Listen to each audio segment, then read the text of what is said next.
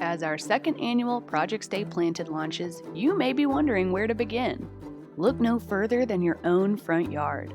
Though your lawn is most likely covered with some type of grass, it may have other plants intermixed. Here are a few plants you may find during your next walk around the neighborhood. Pinewood's fingergrass is a perennial grass that won't make you hunch over to see it because it can reach heights of 2.5 feet.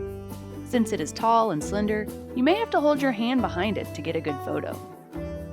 This native sedge commonly pops up in lawns across the southeastern United States.